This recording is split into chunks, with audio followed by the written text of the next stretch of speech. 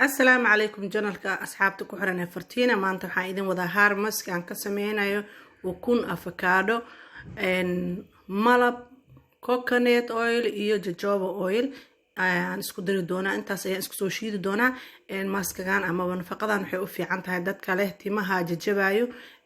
ama timahooda qaleelka uu yahay timaha mar walba ay qaleel noqdaan waxay bilaabaan inay jajabaan markaas ay jajabaanna waxa istaagaa inay timihii koraan marka waxaan isdhahay maanta maadaama aniga isbuuc kasta aan maalin samaysto week kasta hal maalin aan samaysto bal uga faa'iideey asxaabtaada caruurta haysta ama gabdhaha kale ee ayaga timaha dhibaatada ka haysato inta hadda u jeedaanba waa حبة أفكار حبة ukun أما بايد jojoba oil oo halka anda aan ku diri doono halka anda coconut oil waxaan ku diri doonaa iyo malabkaas oo halka anda intaas ayaan isku soo shiidayaa aan isku qasayaa haddii aad blender ka haysato kan wax lagu shiido ku shiidi kartaa haddii kale toona gacantaada ayaad farkeet inta qaadato aad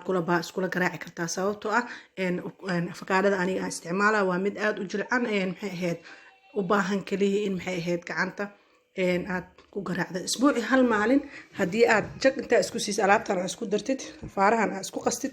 timaha dhag aad ku siisatid 40 daqiiqo ama maxaa la 35 daqiiqo way kugu filan tahay aad ku haysid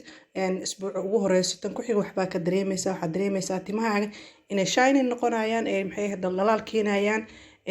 uu ka baabi'i doono maxaa la dhahaa xagafka marka gacanta aad geliso kale timahaaga hadii gacanta marka kasto asaas u gelisid maxay ahayd bilaabaan inay xaraf dhahaan timahaaga waxay u baahan yihiin in gudaha laga nafaqeeyo hadii gudaha aad ka nafaqeysidna timahaaga waxay bilaabayaan inay koraan saa u jeedinbo baaquriga hadda waxa igu diyaarsan afakaadadii ukunti iyo coconut oil ka isku soo shiiday waxaan ku daray saliida waxa sidoo kale tood malabka aan kula dirayaa intaas waa saliida jojoba oil ka halka qaanda aan ku dirayo malabkan waan ku daray marka ka faa'iideys wanaagsan hadii aad tahay qof ku cusub channelkeena fadlan subscribe garay share iyo comments-ka waxyaabaha aad ka heshidna noogu soo bandhig halkaas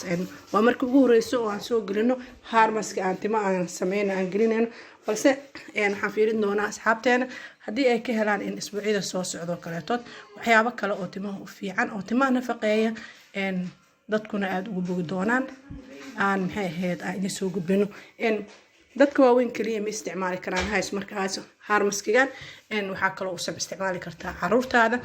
aniga hal xabo oo afakaade ayaan isticmaalay waxaan ugu talaa laba gabdhood oo yar yar inaan umari hadii timahaaga ay yar yihiin hal qof kaliya aad tahay